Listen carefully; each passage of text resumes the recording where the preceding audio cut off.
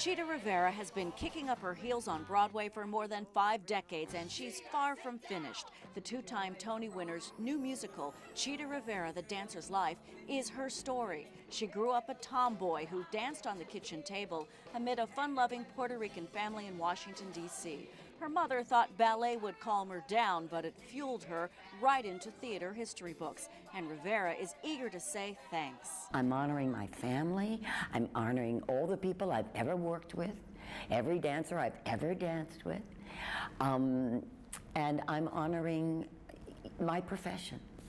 So it's full. The idea for the show clicked when Rivera received a Kennedy Center honor in 2002. Seeing her life stepped out and sung out before her just blew her away.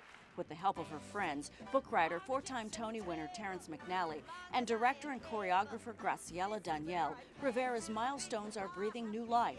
She shares the ups and downs of working with legends like Leonard Bernstein, Gower Champion, Bob Fosse, and Jerome Robbins defined me as a dancer. He gave me detail, style, and substance. Their work, her big break, came in 1957 as Anita in the musical West Side Story, going back to the scene in that Manhattan gym as the Americans, the Jets, fought with the Puerto Ricans, the Sharks. Rivera gives credit for the Sharks' dance moves to choreographer Peter Gennaro. She says it was scary and thrilling. It was the first time we all had to really think about who we were, who our best friend in the gang was, who we hated. Dancers had to be people, not just bodies that expressed things. So he taught us how to act through dance. Previews for this show began last month with this Gypsy Run-Through, a performance for Broadway colleagues and gypsies, the dancers and chorus members who are the backbone of Broadway musicals.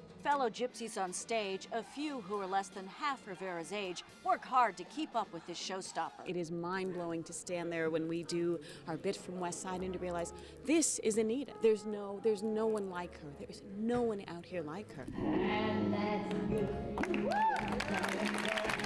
She comes on stage with unfettered joy, and the audience receives it, and that's, I think, what's so thrilling. Rivera won her first Tony in 1984 in The Rink with Liza Minnelli. It's the real thing.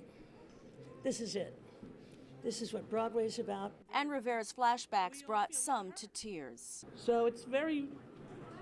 What's amazing about Chita is to watch this woman who we're all sitting there idolizing, and she's standing up there saying, it's not me. These are the people that gave me these gifts. Her selflessness, which she gives to an audience, is so there in everything she does. Limitless. That's the way you feel when you dance. That nothing can stop that glide. Nothing can stop that jump. Nothing can stop that stomp on the floor. You know, it's just...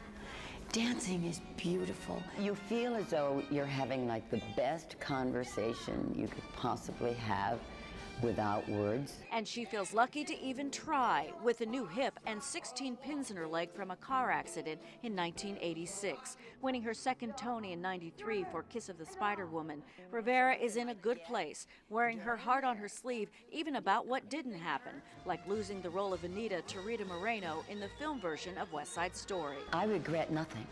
Absolutely. If I had to choose between getting the movie of West Side, winning the Oscar, or breathing the first breath of air or life into the part of Anita, looking into the face of Leonard Bernstein, looking into the face of Jerome Robbins, looking into the face of Peter Gennaro and all of those fabulous dancers, and creating it, there's no doubt. God is good. Hey, he's been good to me. I say thank you. Just hang around for this one, please. Chita Rivera, The Dancer's Life, is at the Schoenfeld Theater. Dana Tyler, CBS 2 News, Sunday Morning.